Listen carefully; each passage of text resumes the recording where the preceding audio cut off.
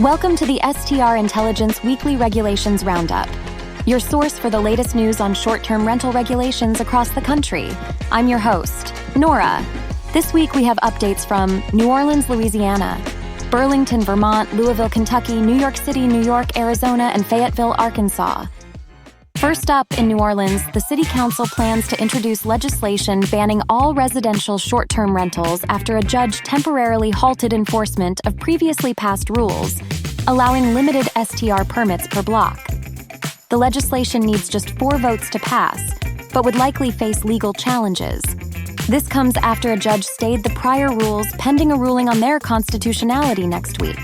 The city had been in the process of granting permits from an August lottery under the old rules before the judge's order forced a halt.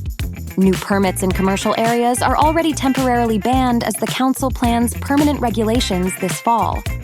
We turn our focus next to Burlington, where hosts of short-term rentals are suing the city over an ordinance designed to crack down on their operations. The lawsuit argues state law prohibits the city from regulating rental lengths. It also seeks to exempt existing hosts from the new rules. The suit lists a dozen plaintiffs who collectively own close to 30 short-term rentals in the city. A victory could have implications for other Vermont communities looking to regulate rentals. Burlington's ordinance defines short-term rentals as units rented for under 30 days and over 14 days per year. Hosts can only have one rental. The hosts argue enforcing the ordinance will harm them financially, with units going for hundreds per night. The city plans to oppose the lawsuit and says enforcing the ordinance is a priority. Over in Louisville, the city council is considering new short-term rental regulations for the third time since 2015. The focus is on non-owner-occupied rentals, trying to limit them in residential areas. Existing short-term rentals would be grandfathered in. The new regulations include the 600-foot rule, which would make it harder to get exceptions to operate non-owner-occupied rentals in residential areas. Registration fees would also increase from $100 to $250 annually to fund enforcement. Council members are still finalizing details around rental limits for events and guidance for rural areas. A final vote could be delayed to refine the ordinance.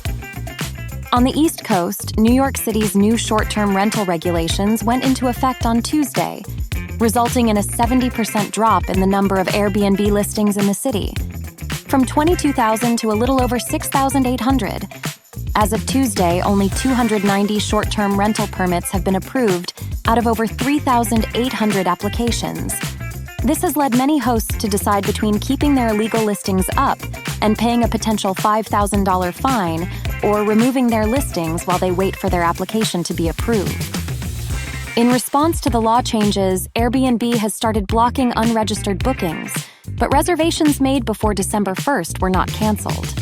However, any reservations after December 1st for non-approved hosts have been canceled, and guests have been refunded.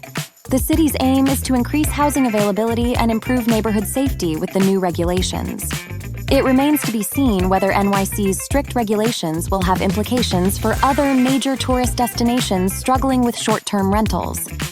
Out in the Southwest, Arizona lawmakers and cities say they will try again to pass legislation, giving Arizona municipalities more power to restrict short-term rentals after a proposal put forward by Scottsdale passed unanimously. Cities want to limit STRs to free up housing supply, but an existing law prevents Arizona cities from restricting STRs based just on their classification. Groups like realtors oppose new limits, citing property rights concerns. But cities say the current situation infringes on residents' rights near disruptive STRs. Sedona and Scottsdale, which have high concentrations of STRs, want caps on STRs.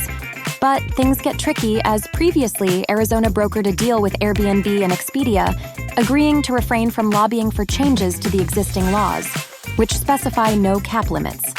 A bill last session didn't get a hearing, but its sponsor plans to revise and reintroduce it. And finally, in Fayetteville, the city is nearing its cap of 475 standalone short-term rentals allowed to operate legally.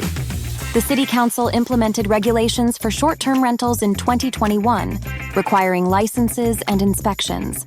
There are currently 395 licensed rentals, with 34 more pending approval. An audit found 183 operating illegally. At a recent council committee meeting, members agreed that once the cap is reached, illegal rentals should promptly have water service shut off.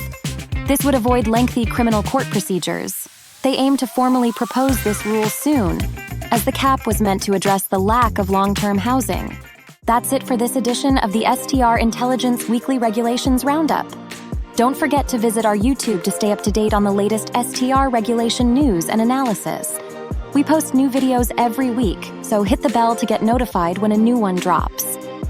You can also listen to the STR Intelligence Weekly podcast on Apple Podcasts, Spotify, or wherever you get your podcasts. Leaving a review helps others find the show. Also, if you enjoy listening to our weekly podcast, make sure to sign up for our newsletter at strintelligence.com and get these regulations and more sent directly to your inbox. Be sure to tune in next week as we bring you the latest short-term rental news from across the nation.